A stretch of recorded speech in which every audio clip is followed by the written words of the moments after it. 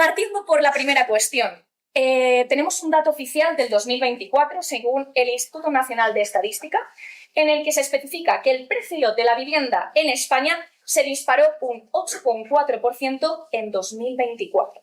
Dato anual consolidado del cuarto trimestre del 2024 respecto al cuarto trimestre de 2023. La pregunta sería: ¿cómo garantizar que la vivienda sea accesible para todos sin convertirla en un activo especulativo?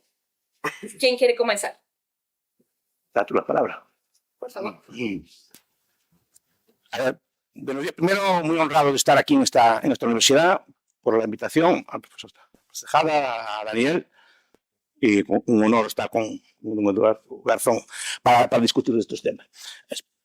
La vivienda es un bien como otro cualquiera. O sea, económicamente, en mi modesta opinión, es un bien como otro cualquiera. Está sujeto a los bienes de la oferta y de la demanda, del precio, de las calidades, etc. O sea, no es un bien distinto de los demás. Que después se le puede dar un carácter simbólico de que es un bien que no debe ser especulativo, que no debe ser tal, pues vale. Pero eso no quita que siga estando limitado por las leyes de la oferta y la demanda. Es decir, si hay una demanda muy grande de vivienda, si una oferta restringida, es normal que los precios suban. Entonces habrá que empezar a buscar por ahí. Que después sí, efectivamente, que no debe ser especulativo. Bueno, yo defiendo la especulación. Es una regla principal del funcionamiento de los mercados. Es decir, el panadero que me vendió el pan estaba especulando con el pan, estaba especulando con la comida. Bueno, sí, gracias a eso yo tengo pan. El señor que me vendió la ropa está especulando con la ropa. Cómprate las baratas y las mal, está ganando su dinero. Y en la vivienda lo mismo, es un sector como otro cualquiera. ¿Por qué el precio del pan y el precio de la ropa no se disparan, sino que baja? ¿Por qué el precio de los artefactos tecnológicos no se dispara, sino que baja? ¿Por qué el precio incluso de los automóviles en tiempos de horas de trabajo baja? Bueno, pues porque hay una competencia, si los precios suben, empiezan nuevos productores a producir, se rebaja la competencia, se mejora la calidad y se da. ¿Qué pasa con la vivienda? Primero, la vivienda no se puede, digamos, predecir tampoco cuál va a ser la demanda, porque primero, yo no sé, en mi ciudad, vamos, Madrid, por ejemplo, o Santiago, yo no sé cuánta gente va a venir el año que viene. Sobre todo son ciudades de fuerte atractivo para que vayan muchos jóvenes a vivir, para que vayan inmigrantes a vivir, etc. Entonces, no sé cuánta gente va a vivir. Tampoco sé exactamente cuáles son las necesidades residenciales. Porque antes se podía decir, bueno, pues se entendía que la vivienda estándar era para una familia estándar con 2 hijos. Eso era lo habitual. Ahora, pues hay todo tipo de familias, hay todo tipo de formas de vida.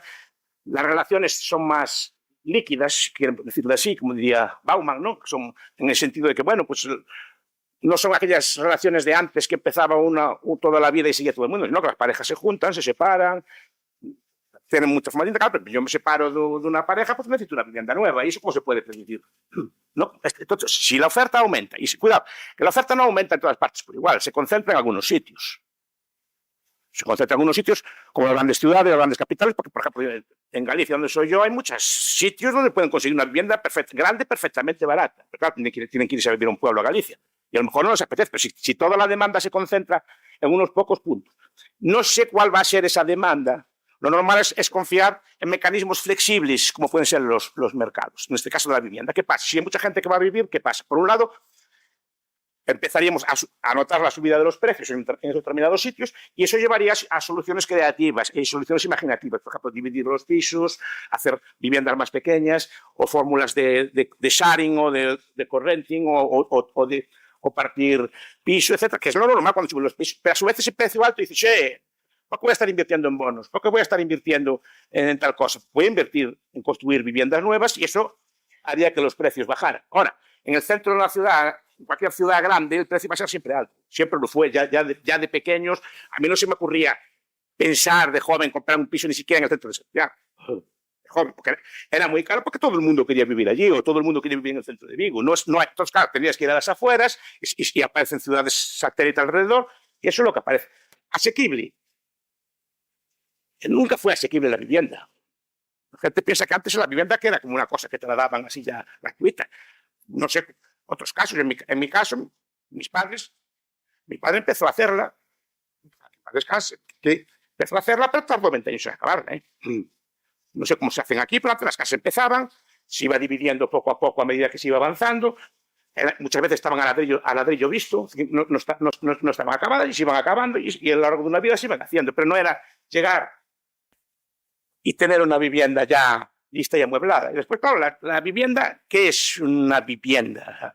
Engels, la definición de vivienda de Engels, por ejemplo, en el programa de la vivienda en Inglaterra, pues definía una casa así que hoy en día no sería aceptable, porque tenía el suelo de tierra, era una casa sin agua corriente, era una casa sin electricidad, sin un montón de avances que hay después. Entonces, ¿qué es una vivienda de hoy? La vivienda de Engels es una vivienda para una familia, pero hoy no se sabe muy bien qué entendemos por vivienda, porque cada uno de ustedes seguro que tiene una demanda de vivienda distinta y una visión de la demanda distinta. Ahora, asequible, si pueden hacer parques. O sea, hay varias fórmulas. Una, topar los alquileres o topar los precios, como se hace en algunos sitios. Ya lo hizo el general Franco, cuando topó los precios con relativamente poco éxito. Y también se hizo en otros sitios. Podemos discutir por qué. Podemos hacer parques de vivienda. El caso más típico es el de Viena, que es el caso que se usa normalmente para ilustrar. Hay dos casos así como de éxito, el de Viena y el de Singapur. El de Singapur no creo que se recomiende mucho por aquí.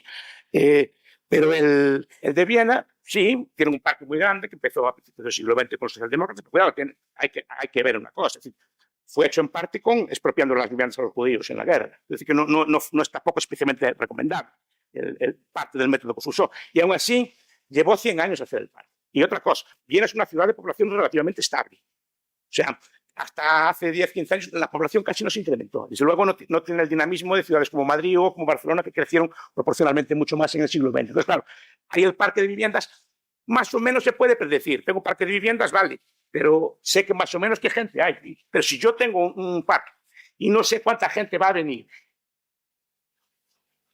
ni qué necesidades va a tener esa persona de vivienda, si va a ser una familia, si va a ser una persona sola, si va a ser una pareja, lo que sea, ¿cómo puedo yo predecir lo que voy a hacer? Esa es la cuestión. Pero pues, si ya entramos en más detalles, quiero oír la opinión del profesor Garzón. Pues muchas gracias también por la introducción y por la invitación, y muchas gracias a todos los que estáis aquí presentes. Para mí también es un honor, nunca habíamos coincidido en persona, así que genial, la verdad. Voy a empezar impugnando la idea principal que has utilizado de que la vivienda es un bien como otro cualquiera, porque no lo es. Es decir, un bien como otro cualquiera es algo que puedes más o menos encontrar de forma repetida en otra parte, un bien homogéneo. Las naranjas te puedes encontrar un montón, ninguna es idéntica a otra, pero son muy parecidas, y las casas son especiales, cada una de ellas es única, incluso aunque sea una idéntica a la que hay justo arriba, tendrá un soleamiento diferente, unas particularidades diferentes, y el suelo en el que vivimos es único. Es decir, no podemos estar cambiando el suelo, sino que el suelo es el que es, y la gente quiere vivir en el centro de las ciudades, de Madrid, de Albacete, ahí va a haber una sobredemanda que no va a estar nunca respondida de forma flexible por la oferta. Más que nada porque no se puede construir, a no ser que pensemos en rascacielos, que altera también nuestro sistema urbanístico y cambia radicalmente las ciudades, aparte de provocar distorsiones graves en nuestro modo de vida, ¿no? Entonces, la vivienda es un bien especial. Igual que podríamos decir también que es el cuerpo humano. Igual que nosotros establecemos como sociedades humanas que no hay que comerciar con órganos porque no nos parece ético, se podría hacer, pero no nos parece ético. Pensamos, o al menos yo pienso, que hay que hacer lo mismo con la vivienda de primera residencia. Es decir, yo lo que considero es que todo el mundo tiene que tener derecho a tener una vivienda, viene recogido en nuestra propia Constitución con un artículo, y sin embargo eso no ocurre, no se materializa en la práctica, simplemente porque hay especulación. Especulación en un sentido muy amplio, porque incluso cualquier persona puede especular con la vivienda y eso no es necesariamente malo, está jugando las reglas de juego, pero cuando hablamos de una especulación realizada por grandes empresas, que es lo que hoy día vemos, absolutamente inundadas de dinero creado por los bancos centrales desde el año 2008, lo que vemos es que las reglas del juego están trucadas. Hay gente que compra las viviendas, y hablo de grandes empresas, con propiedades de más de 10 viviendas, estamos hablando de grandes tenedores, el 10% de todo el parque parque inmobiliario es propiedad de grandes tenedores, más de 10 empresas, o sea, no estamos hablando de un pequeño propietario, insisto, una de cada 10 viviendas, y la mitad de todas las compras que hoy día se realizan son a tocateja, es decir, no hay hipoteca de por medio, la mayor parte de la gente no podemos permitirnos eso, son grandes empresas que utilizan el propio mercado para especular. No solo en España, no solo en las grandes ciudades, también lo vemos que ocurre en todo el mundo. Y no hay lógica de demanda y oferta, porque en países como España sí vemos que crece la población, sobre todo por inmigración, pero en otros países como en Hungría vemos que la población va cayendo. En otros países como Estonia vemos que la población lleva décadas cayendo, o Letonia, y los precios han crecido incluso más que en España. O sea, ahí tiene que haber algo más, un componente más que no queda explicado porque cada vez hay más gente y las casas no responden rápidamente en su oferta. Y es especulación. En Barcelona, hasta el 40%, 4 de 10 casas, son propiedad de fondos de inversión o empresas inmobiliarias que tienen más de 5 propiedades. Es decir, estamos hablando de un mal reparto de la vivienda. Y aquí la clave, desde mi punto de vista, es que desde los poderes públicos hay que asegurar que haya una familia con casa, que una persona que se independice pueda tener su casa, pero que no haya gente que acumule 10, 20 o 30 casas, porque eso es un reparto absolutamente injusto y desigual, que no se puede resolver por las leyes de la demanda y oferta, porque como estoy diciendo, no puedes de pronto construir más vivienda y que sea parecida a la que te gustaría tener, porque incluso aunque pensemos en esa solución de vamos a construir para aumentar la oferta, se tarda mucho, lo acaba de decir Miguel Ancho, se tarda muchísimo y el problema de habitabilidad es ahora, no es dentro de un año, dentro de 2, es ahora. Entonces, la solución, desde mi punto de vista, pasa por repartir las viviendas que hay. Cuando repartamos eso, de alguna forma, si vemos que hay más necesidad de construir, que seguramente la habrá, entonces pasemos a construir y veremos en qué sitio, qué fórmula, si es pública, social, etcétera. Pero repartir se hace incrementando la carga fiscal a todas esas grandes empresas que acumulan un montón de viviendas y que, por cierto, no lo hacen para vivir en ellas, lo hacen para hacer negocios, incluso para ponerlas en alquiler, lo cual también es un problema después de la pandemia, porque se ha disparado el alquiler, las nuevas tecnologías para alquilar como Airbnb, Booking.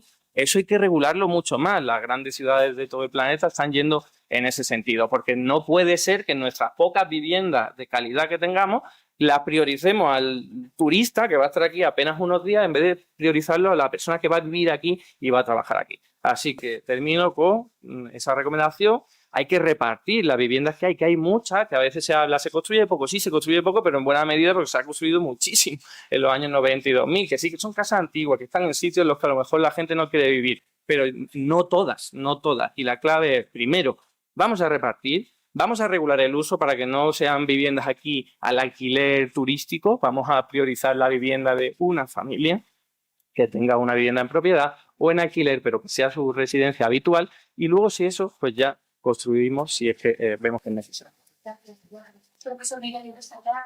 Sí, no, que es muy interesante lo que dijo. No, muy interesante. Efectivamente, lo normal, que antes me quedo sin decir, es que si sube el precio, lo normal es que se construya más, porque que se vea una oferta. El problema es quién no deja construir más. Eso es otra cuestión, quién se reserva suelo. Y después hay una cosa que me gusta resaltar. En España, buena parte de la gente vive en viviendas de propiedad.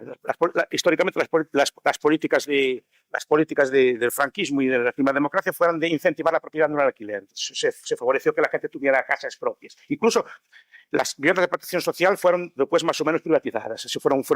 Bueno, pues buena parte de la población, yo leí datos del 70-75% de la población en España, ¿no?, viven en vivienda propia. Obviamente, esas personas que viven en vivienda propia no tienen ningún interés en que baje el precio. ¿Vale? Y si ustedes viven en casa propia, me dirán, ¿tengo yo interés en que baje el precio de mi casa? Entonces, el problema es un problema político, y tiene razón el profesor Garzón, es un problema político en el sentido que no es difícil juntar una mayoría social que te vote a favor de bajar o reducir el precio de la vivienda. Eso es muy interesante. Después, en cuanto a la especulación, vale, sí, hay empresas que tienen muchos edificios. Pues, supongo que será para negociar con ellos. El señor Conejero tiene muchos camiones o tiene cosas porque lo sabe gestionar bien. Punto. ¿No? Entonces, en él dice, pues este camión va al mejor uso posible, etc. Pues hay señores que tienen vivienda y dicen, mira, yo sé gestionarlas bien, estoy especializado, sé cómo arreglarlas, sé cómo colocarlas en el mercado rápido. Ahora, si yo tuviera que ir a Madrid a trabajar, por cualquier caso, por ejemplo, yo tendría que depender de una empresa de esas. Porque si yo necesito ir urgentemente allí, ¿quién me da una vivienda ya no sé, por familiares míos que tuvieron que ir a trabajar a Madrid por cuestiones urgentes, a montar una empresa, una cosa por el estilo, necesitaban una vivienda y son las empresas las que se la dan. Un sitio que tiene tanta población flotante, etcétera, es normal que haya ese tipo de empresas que oferten eso de forma rápida y que incluso que le den servicios, que no creo que servicios, pues de que si me estropea algo, que me lo arreglen inmediatamente, que me funcione todo bien. Entonces, funciona, si está bien gestionada, no veo yo cuál es el problema de todo eso. Además, este tipo de empresas tiran de la demanda de viviendas. Hace que se construyan viviendas. Si fuera que no podemos tal, nos van muy bien. Pues no construimos viviendas. En vez de invertir en viviendas, cuidado, cuando yo invierto en una vivienda también favorezco que haya viviendas. Es decir, si yo invierto en un piso para ahorrar o como inversión, primero, querré sacar algún uso. Intentaré alquilar o lo que sea. Y segundo, si tengo ese tipo de cosas, en el edificio habrá gente que pueda abaratar la construcción de ese edificio al ser más a comprar y por lo tanto podamos disponer de viviendas para quien quiere vivir en ellas, porque si haya una vivienda, el especulador tendrá que colocársela a alguien, tendrá que vivir alguien en ella. O sea, no es una vivienda solo para tenerla guardada, atesorada para mí, para mirar para ella, querrá sacar algún rendimiento. La pregunta es, ¿por qué muchas casas están vacías si no se le saca rendimiento? ¿No habrá que ver también leyes que protegen al inquilino hasta... Claro, el problema de las leyes no es que yo no quiera proteger al inquilino, el problema es que proteger mucho al inquilino hace que no haya inquilinos porque nadie quiere alquilar la casa. Por ejemplo, estamos viendo un fenómeno que son los colectivos vulnerables que no están protegidos. Es muy difícil que alguien les alquile una casa. O sea, queriendo protegerlos, yo los quiero proteger, los perjudicas. Porque si tú vas con un perfil vulnerable a pedir un alquiler, es muy difícil que te lo den. Claro, si te lo dan, vas a tener una serie de cargas a mayores que no tiene el otro. Lo cual es muy injusto, cuando antes el sistema más o menos funcionaba relativamente bien, sin tanta protección. Una persona vulnerable encontraba relativamente fácil una casa. Porque yo, cuando defiendo estas cosas del capitalismo, yo no pienso en los ricos. Los ricos saben defenderse solos. Yo pienso en los pobres. Porque puede parecer demagógico lo que estoy diciendo. El rico se defiende bien en cualquier sitio, porque por el tipo de habilidades comerciales o gestionales que tienen. Entonces, pienso en las personas especialmente vulnerables que precisamente están bien privadas de derecho a la vivienda porque las excluyen. Muchas normas y regulaciones que dicen protegerlas. Eso es la vieja Ceda Skopol, seguro que a razón le gusta, que era una señora marxista muy interesante. Tiene un libro, Protecting Soldiers and Mothers, una formación de la política social en Estados Unidos, que dice una cosa, repito, que es una señora que viene del marxismo, no viene del capitalismo. Dice, cuidado con las leyes que dicen que nos protegen. Lo dice ella, no lo digo yo. Normalmente las leyes que nos protegen son contra nosotros. Vale, pues yo muy rápido para terminar con este bloque. Yo sí veo mucha gente que tiene interés en que el precio de su propia vivienda baje. La gente que no tiene intención de cambiar de vivienda, gente que a lo mejor vive... Porque, claro, tu vivienda, dice, vale ahora $500.000 de euros. Y dice, vale, muy bien, pero si no la vendo, yo los ladrillos no me los como. O sea, es un incremento patrimonial del que no disfruto. Solo lo disfrutaré cuando la venda. Pero yo no quiero mudarme, porque yo vivo aquí, llevo toda mi vida haciendo vida en este pueblo, tengo aquí mis contactos, hay un montón. Yo soy de Málaga, en el centro de Málaga la gente está teniendo que irse del centro en parte porque no les queda otra, porque ya se han perdido los lazos familiares, los lazos de vecindad, los lazos comunitarios. Málaga ahora mismo es como una especie de parque temático, antes tenía su encanto, ahora parece una ciudad más que te encuentras por ahí. Entonces, la gente que no quiere que esas cosas se pierdan, le gustaría que el precio de la vivienda no se disparara tanto porque está transformando nuestras ciudades, convirtiéndolas en ciudades de paso en el que vienen turistas a pasarlo bien y a cuidar poco el entorno, entre otras cosas, y eso es algo que viene espoleado por el propio incremento del precio exacerbado de la vivienda. Si tuviésemos precios mucho más controlados, no habría tantas prácticas especulativas. El tema del perfil vulnerable, me llama mucho la atención porque hoy día las leyes que se hacen, yo las que veo son precisamente para proteger a los caseros, para proteger a los propietarios, incluso para proteger a quien pone su vivienda en alquiler. Hablamos de bonificaciones fiscales, antes había simplemente por tenerla en propiedad, ahora vemos que hay un mogollón si pones tu vivienda en alquiler, pero para la gente que está fuera del mercado, que no tiene ni siquiera acceso a una cantidad de dinero para adquirir una vivienda en propiedad, aunque sea a través de un crédito hipotecario, están fuera del sistema. Y eso no se resuelve con parches por aquí y parches por allá, como ese tipo de ayudas, que por cierto, buenas de ellas son inflacionarias, porque lo que estás haciendo es seguir alimentando la burbuja. Venga, sí, pon más vivienda en alquiler, venga, sí, pon más vivienda en venta, sin atender que hay gente sin casa. y mucha gente con muchas casas. Entonces, desde mi punto de vista, no hay que ir a solucionar esas ramificaciones, sino que hay que ir a la raíz del problema. Si nosotros incrementamos la oferta pública, la oferta total de vivienda a través de lo público, a través de lo privado, pero atendiendo a la regulación de uso, es decir, primera vivienda, ¿por qué no bajamos los impuestos a cero? Aquí estarás de acuerdo conmigo, a cero en la compra de la primera vivienda, en IVA o si es ITP en caso de una compra ya de mano usada. Pues oye, eso aliviaría muchísimo, pero estás pensando en un perfil determinado, que es el que quiere vivir en la vivienda y solo tiene esa posibilidad. En cambio, segunda vivienda, tercera, a lo mejor sin nada, pero la cuarta vivienda, un mogollón de impuestos, la quinta más, y así lo que haces es repartir la cantidad de viviendas que hay, sobre todo las que se demandan más, ¿no? Así que yo creo que para el perfil vulnerable lo que hay que hacer es precisamente imitar fórmulas como las de Viena, en las que no es solo lo público la que se encarga de gestionarlo, porque en torno a un 30% de la vivienda la gestiona la Municipalidad de Viena, pero luego hay otro 30 y pico por ciento que la gestionan empresas privadas, pero con lucro limitado. Es decir, tienen recursos, bonificaciones por parte de las autoridades, pero dice, no te puedes hacer de oro con esto. No sé si el lucro está en torno al 3%, el 4%, y dice, a partir de ahí ya no puedes ganar más dinero. Y funciona relativamente bien, sí, sin muchas tensiones demográficas, aunque Viena hubo una buena época de su historia que sí tuvo un montón de crecimiento poblacional. Pero ya son pistas de cómo hay que atender esta problemática para solucionar los problemas más urgentes. Es un tema muy goloso. Pena de nuevo. Aprovechando que tienes el turno de palabra, vamos a dar paso a la segunda pregunta, que también es de interés extendido, y vamos a tratar el tema de la sostenibilidad de las pensiones. Según un dato oficial del 2024, el gasto en pensiones contributivas en España se situó en el 11,5% del PIB en 2024. La pregunta sería, ¿es viable mantener el sistema de pensiones público con la estructura demográfica actual o necesita cambios profundos? Y tiene la palabra el profesor Eduardo. Rotundamente sí es viable.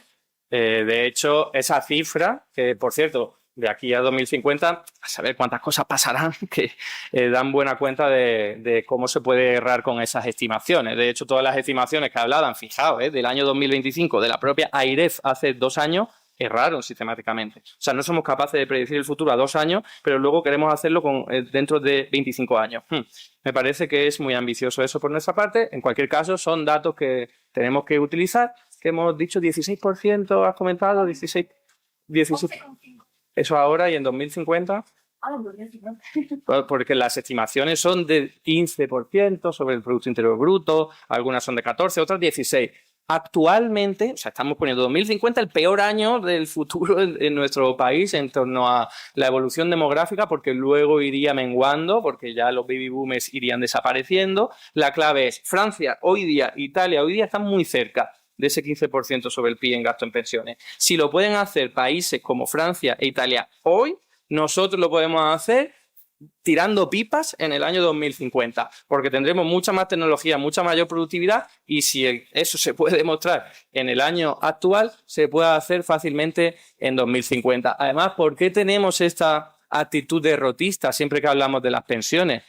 ¿Cómo es posible que nos estemos planteando si dentro de no sé cuánto tiempo podremos atender las necesidades de nuestros mayores, si tenemos mejor tecnología, mejor productividad, mejor economía, mejores conocimientos, gente mucho más formada que antes?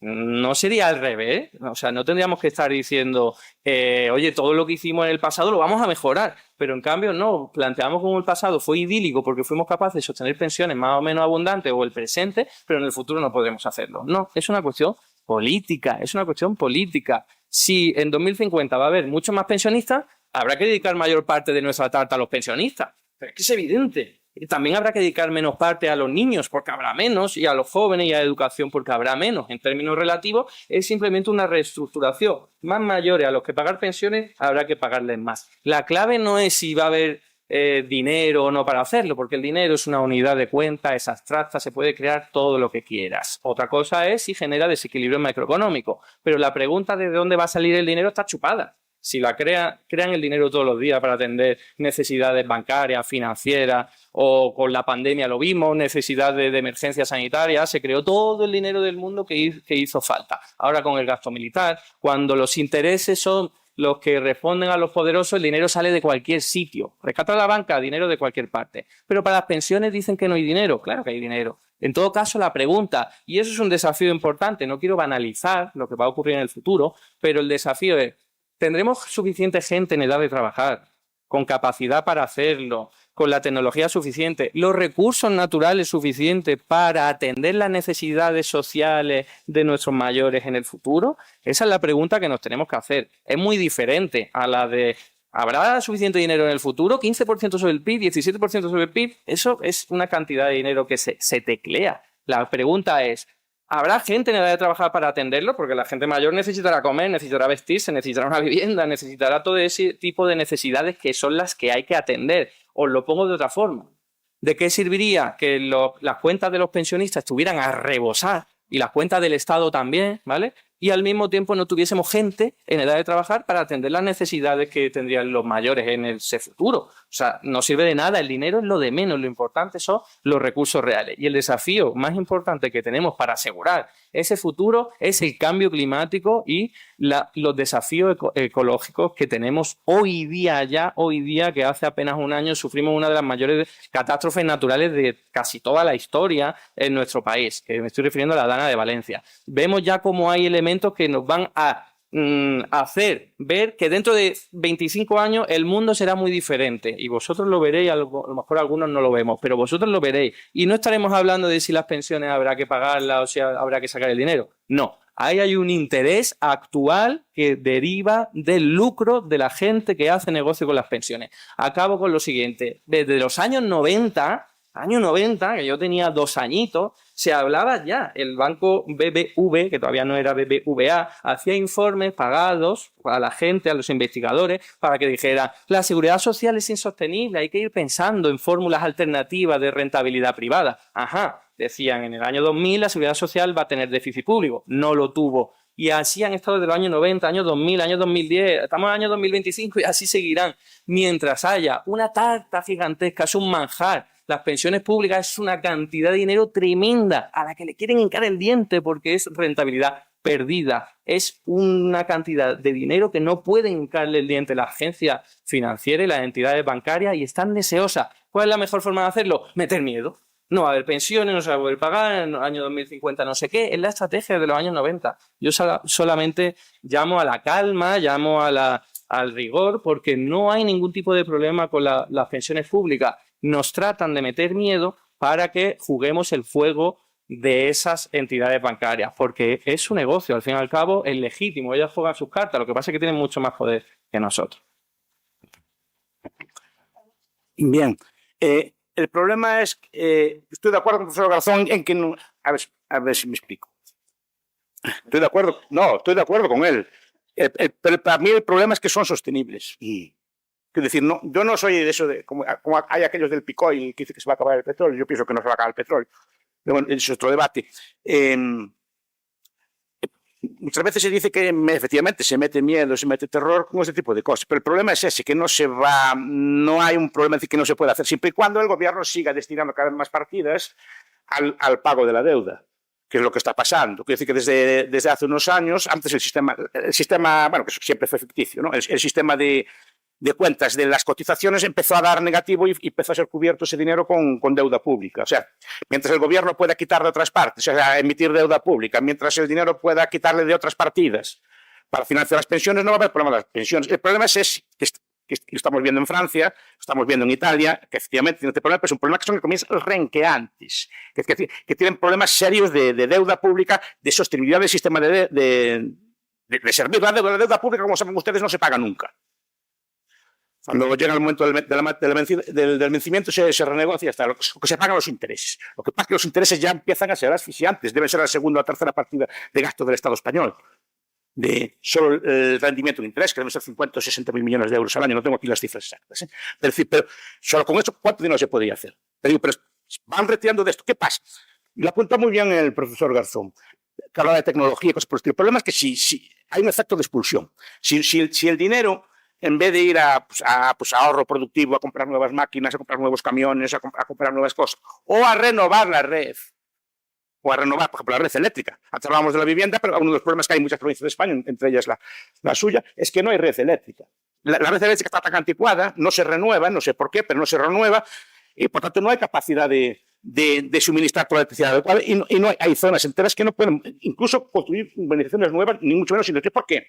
Porque si destinamos el dinero a una cosa, no lo podemos destinar a otra. Pues, los austriacos nos gusta mucho el concepto de coste de oportunidad, que fue inventado por un austriaco llamado von Baber. Es decir, si gastamos dinero en las pensiones, no lo gastamos en comprar máquinas y en cosas por el estilo. Por tanto, esa renovación tecnológica no se da, porque muchas personas piensan que la renovación tecnológica como que cae del aire.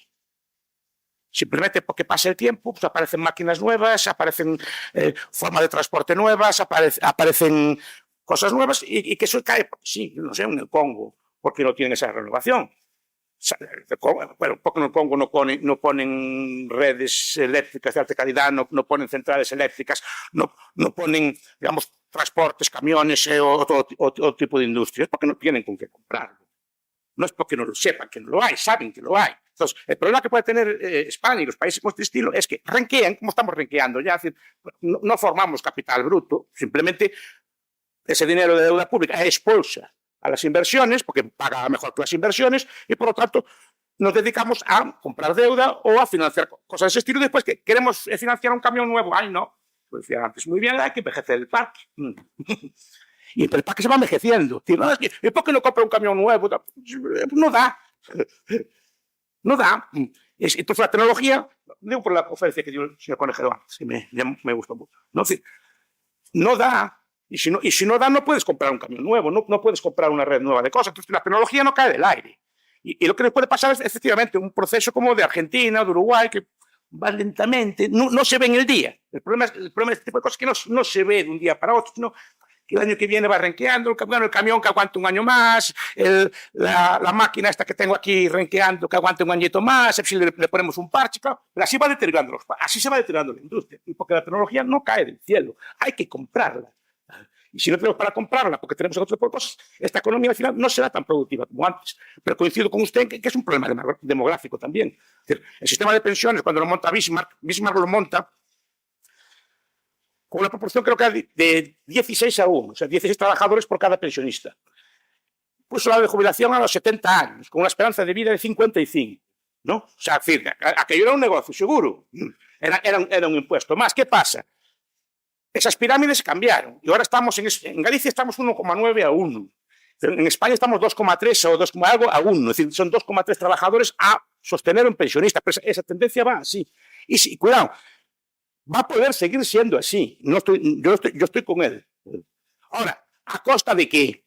Porque lo que se invierte en una cosa no se puede invertir en otra. Si gastamos en pensiones, pues no tenemos redes de infraestructuras nuevas, no tenemos cosas por y por tanto no somos tan productivos como otros países del mundo, y creo que se está viendo a nivel europeo. Europa está cayendo en la relevancia por cosas como estas, y no es por criticarlo, digo, es funcional, pero decir, ahora el problema es cómo cambiarlo, ahí eso ya es una cuestión política, es muy difícil de hacer políticamente, entre otras cosas, porque también los pensionistas son cada vez más mayoritarios electoralmente, entonces se van a oponer a cualquier tipo de reforma de este estilo. Bueno, estoy de acuerdo en el fondo con usted, es decir, perfectamente sostenible. Yo no meto miedo con eso. Digo, ¿cuáles son las consecuencias de eso? Vamos a ahora priorizar también el factor del tiempo, también por el alumnado que tiene que irse, entonces... Qué rápido pasó.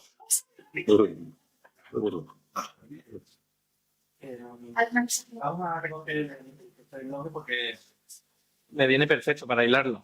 Vale, sí que es verdad que me gustaría comenzar la última pregunta. No, pero que empiece él, por favor. Bueno, da igual. No, si lo va a hilar. No, sí, lo voy a hilar, lo que pasa es que no voy a mencionarlo.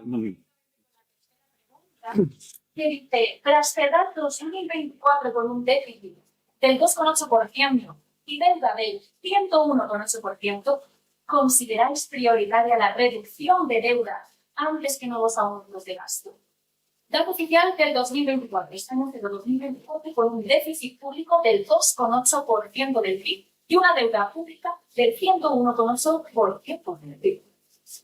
La pregunta para debate sería, tras cerrar 2024 con un déficit del 2,8% y la deuda del 101,8%, considera prioritaria la reducción de deuda antes que nuevos aumentos de gasto. Digo que estaba hilado con lo anterior porque Miguel Ancho ha dicho precisamente que las pensiones hace unos cuantos años ya, ahora unos 10 años, empezaron a pagarse con parte de los presupuestos generales del Estado, que a su vez necesitan de financiación pública, ¿no? Endeudamiento público. Entonces estamos pagando parte de las pensiones con endeudamiento público. ¿Qué problema hay? Ninguno, porque el endeudamiento público es una herramienta de política económica, más todos los países del mundo la utilizan, excepto una minoría, exceptuando Argentina ahora, que se han venido ahí arriba con el superávit público. La mayor parte de los países que tienen superávit público son paraísos fiscales o grandes potencias exportadoras de hidrocarburos que se hinchan de ganar dinero a través de esas ventas y se les llenan las arcas públicas casi sin querer. Pero ese dinero viene de la emisión monetaria de otros países, de estados, los más grandes, obviamente, que sí que tienen déficit público y que son los que están inyectando la liquidez suficiente en el sistema para que luego otros países pequeños puedan tener superávit público. Lo que quiero decir con esto es que pensiones pagadas con déficit público pasan en todos los países del mundo. En todos. Igual, si hablamos de sanidad, de educación, de cualquier otra partida presupuestaria, resulta que si el 90% de todos los países del mundo tienen de forma sistemática déficit público, significa que en verdad casi todas las partidas del presupuesto las estamos pagando con déficit público, endeudamiento público o como cada uno lo quiera llamar. No hay ningún tipo de problema en eso, porque el coste de oportunidad, por eso y lo anterior, que hacía referencia antes, no existe para lo financiero, existe para los recursos reales. Obviamente, si yo voy a contratar a una persona para que se ponga a producir armas en vez de que para que se ponga a cuidar a un anciano, ahí hay un coste de oportunidad tremendo, porque estoy dejando de cuidar al anciano porque estoy produciendo armas, pero en dinero no hay coste de oportunidad, porque el dinero se crea. El dinero es una unidad abstracta. No, si yo llegase aquí y dijera, lo siento, no puedo dar la conferencia porque me he quedado sin números, pues os reiríais en mi cara con razón. Lo mismo con el dinero. No se puede decir, me he quedado sin números o sin dinero para pagar el gasto militar o el cuidado de adultos dependientes. No puede decir eso. Tendrás que decir, me he quedado sin gente que trabaje para atender a los adultos dependientes, me he quedado sin maquinaria, me he quedado sin recursos que necesita, fármacos. Eso sí te puedes quedar.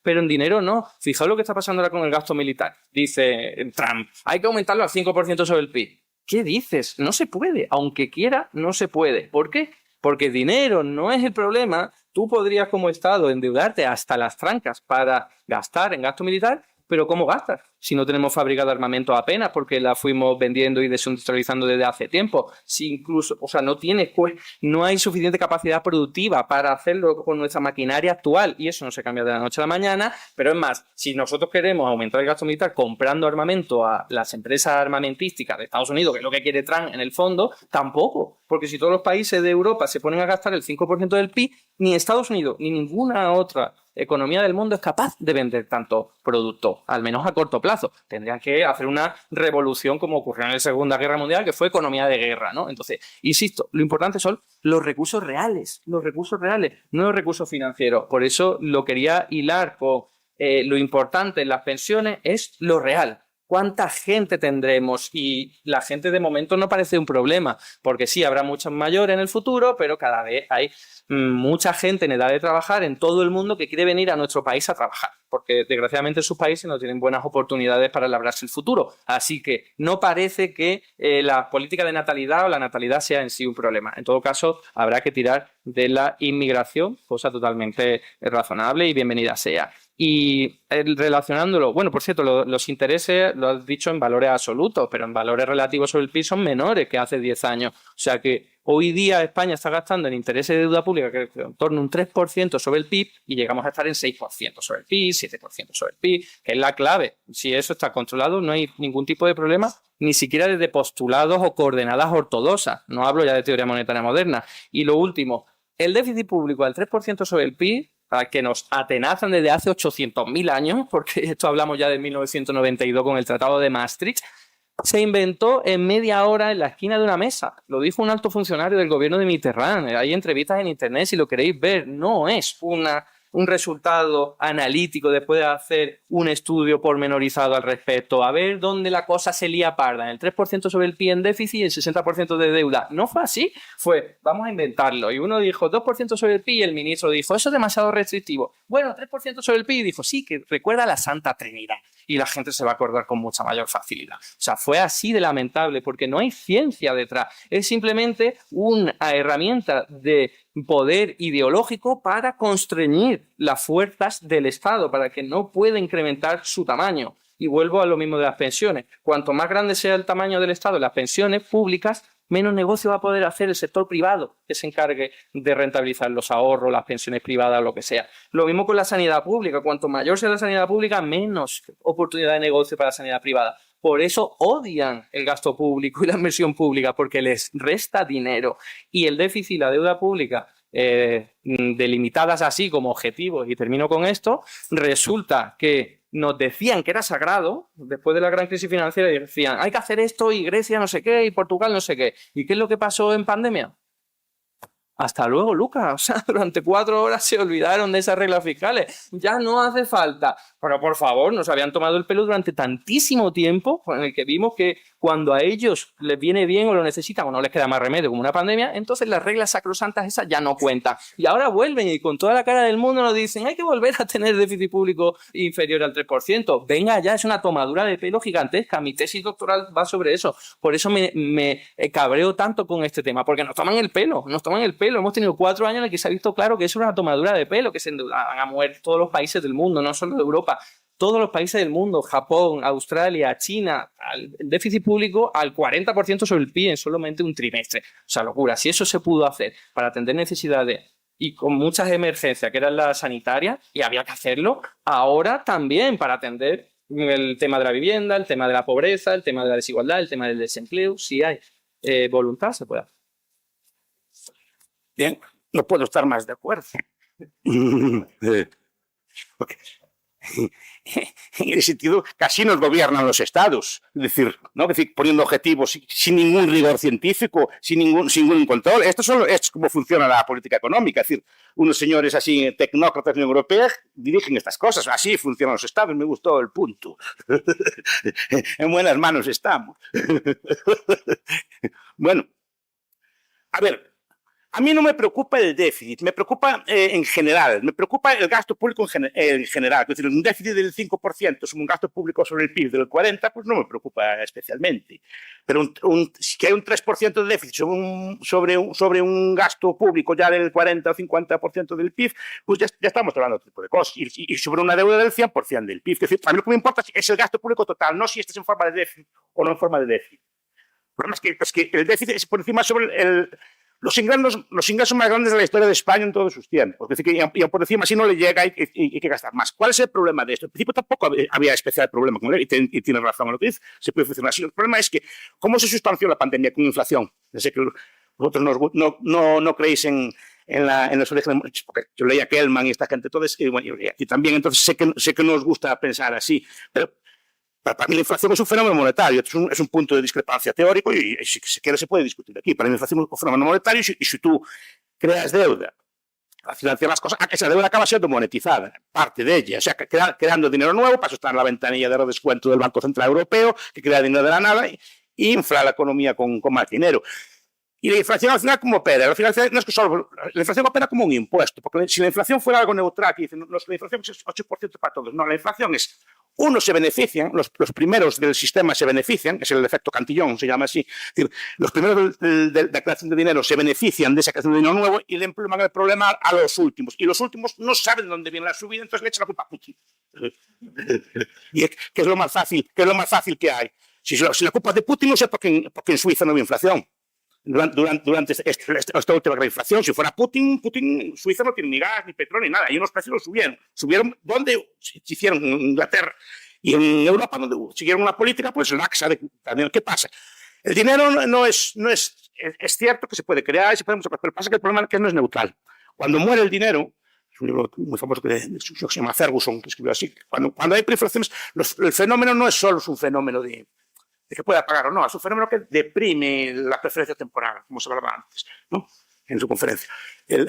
Cambia la preferencia temporal, cambia el tiempo, entonces cambia las actitudes sociales. Por ejemplo, el nazismo no se puede explicar sin la hiperinflación alemana. Porque buscas líderes autoritarios que te pongan orden y cosas por el estilo, porque ves que el mundo se desmorona, porque todos los ahorros de tu vida literalmente se pulverizan. Y claro, tasas de inflación muy elevadas, dice, usted tiene 100 euros en el banco, o 1000 euros en el banco, y los tiene usted, y usted no es un inversor agresivo, o que tiene miedo, no quiere meterse en activos especulativos, o en cosas de ese estilo, pues va perdiendo 3, 4, 5 puntos cada año según la inflación de ahorro. Entonces, literalmente va comiendo la inflación, y si la inflación se exacerba, pues es lo que puede pasar. Ya sé que puede parecer una obsesión con la inflación, pero da para otra conferencia entera. Seguro que al profesor Garzón esta cosa le gusta. ¿No? Ya veo que...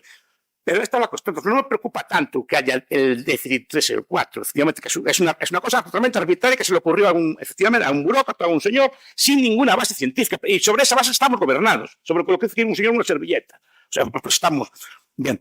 Pero digo, entonces no me preocupa tanto que haya déficit como el monto total del gasto. Y si el monto total del gasto supera unos umbrales, el problema, claro, es al final eso tiene que ser o a costa de impuestos, a costa de deuda o a costa de inflación. No hay otra vía de financiar un Estado. Porque claro, cálculo de ellos detrae dinero de nuestra sociedad y, repito, impide, sobre todo, creación de empresas nuevas, financiación de nuevas empresas, sube el precio de la vivienda, porque es un activo muchas veces refugio. Cuando empiezan a subir los precios, por eso suben muchas veces más caros, es un refugio, es el ladrillo, y además yo lo defiendo bastante, es un refugio contra la inflación, es una cosa que tienes que más o menos conserva el valor durante el tiempo, a diferencia de otro tipo de bienes. Por eso no me preocupa tanto el déficit en sí como la cantidad de gasto público que hay, que es muy distinto. ¿Puedo rápidamente? Sí, claro. En el tema de la inflación postpandémica, que la has vinculado con la cantidad de dinero de gasto público que hubo durante el 2020, yo creo que es más que evidente, hasta el Fondo Monetario Internacional, hasta la OCDE, todos los organismos que son más o menos ortodoxos han señalado como causa fundamental de la inflación los cuellos de botella, o sea, un shock de oferta. Es decir, claro que se creó dinero y claro que aumentó el gasto público, pero vosotros pensad, de 100 se te hunde la economía, digamos, al 20 o al 30, y el gasto público lo que hace es tratar de subirlo al 60, al 70, al 80. No hubo una creación de gasto público, creación de dinero respaldada por gasto público equivalente a lo que se perdió en el sector privado. No lo hubo. Fue una forma de compensar una caída tremenda. Entonces, si hay inflación es porque se te ha hundido la oferta. Porque en China hay 8 puertos que son los más importantes del mundo, ¿vale? Están entre los 10 más importantes del mundo y de pronto dejaron de funcionar. Entonces, todos los cargamentos que venían en grandes contenedores no llegaban y los vendedores decían: lo poco que me llega, lo voy a aumentar de precio un montón. Así gano todo lo que pueda por unidad de producto vendida. Si son los cuellos de botella de toda la vida, es un shock de oferta lo que te provoca la inflación. Eso es lo que ocurrió en la inflación postpandémica. Si no se hubiese aumentado tanto el gasto público, seguramente habría habido menos inflación, pero la clave es que el problema de raíz es el shock de oferta. La inflación te la iba a comer con patata, hubieses creado gasto público o no lo hubieses creado. La clave es que había que defender a la gente, proteger a la gente para que no se muriera de hambre, ¿no? Eso es importante. La hiperinflación alemana es también un producto de shock de oferta. Si resulta que después de la Primera Guerra Mundial le arrebatan grandes cantidades, la más potente mente industrializada de Alemania, y se la dan a Francia, y encima luego lo que ocurre es que hay una pérdida de capacidad productiva asociada con que están pagando un montón de deuda pública por todas las necesidades o las recompensas, las compensaciones que le tienen que hacer a los países ganadores, resulta que tienes un país que no puede salir adelante porque estás pagando dinero fuera, y eso evidentemente se te acaba convirtiendo en hiperinflación, pero no por crear dinero, sino porque tu shock de oferta te ha provocado una caída tremenda. Y encima estás creando dinero, con lo cual hay una depreciación de la moneda, pero eso es inflación importada, no porque hayas creado mucho dinero. De hecho, os comento que si veis los escritos de la época, se ve cómo están los dirigentes alemanes diciendo: no teníamos suficientes imprentas para imprimir todo el dinero necesario y teníamos que comprarla a países extranjeros. Es decir, ellos no querían imprimir el dinero, pero era necesario, era una consecuencia porque los precios se estaban disparando. Siempre pensamos que la inflación es consecuencia de crear dinero, pero suele ser al revés. Cuando las cosas están muy caras, necesitan más dinero. Cuando salís a la calle y vais a comprar un coche, salís con más dinero que si vais a comprar un café. Pues aquí lo mismo, si la economía está disparándose los precios, necesitan más dinero. Por eso vemos relación de cantidad de billetes, pero es la consecuencia. Y lo último, yo no quiero que aquí parezca que yo digo, venga, gasto público y se crea dinero y no pasa nada. No, sí, hay un punto en el que ocurre, pero hay que delimitarlo bien. No es el 3% sobre el PRI, ¿vale? Eso he inventado por la cara. No, es donde tu capacidad productiva llega a tensionarse. Es decir, si tengo una fábrica con 10 máquinas y estoy poniendo solo 7 en funcionamiento porque no vendo el producto, y entonces ¿para qué lo voy a tener ahí los almacenes sin venderse? Y de pronto hay mucha más demanda por creación de dinero, por lo que sea. Yo voy a poner la 8ª máquina en funcionamiento, la 9ª máquina en funcionamiento, no voy a aumentar los precios. Me sale mucho más rentable poner en práctica y en utilización lo que tengo ya ahí instalado. Cuando llega la 10ª máquina, ahí ya no puedo producir más máquinas y ahí sí empiezo a aumentar los precios. Así que hay un punto en el que crear dinero, aumentar la demanda agregada, te produce inflación, pero no es el que siempre nos cuenta. Y la mayor parte de los procesos inflacionarios que yo he estudiado, incluso el Instituto Cato, tiene un informe por ahí que dice casi todas las experiencias hiperinflacionarias han sido por shock político, por de una especie de extinción del propio sistema económico como del socialista al capitalista, o por guerras o sequías. Dice, es muy poco lo que se explica por demanda agregada. Por eso a mí no me preocupa tanto la inflación. Considero que tenemos un margen de maniobra tremendo para poner nuestros recursos ociosos en funcionamiento, incluyendo la mano de obra, es decir, vamos a crear empleo a la gente que puede y quiere trabajar, y así todos viviremos mejor y no tiene por qué haber ningún tipo de problema ni de inflación ni de deuda pública. Muchísimas gracias, profesores. Voy a pedir un fuertísimo aplauso para estos pianistas.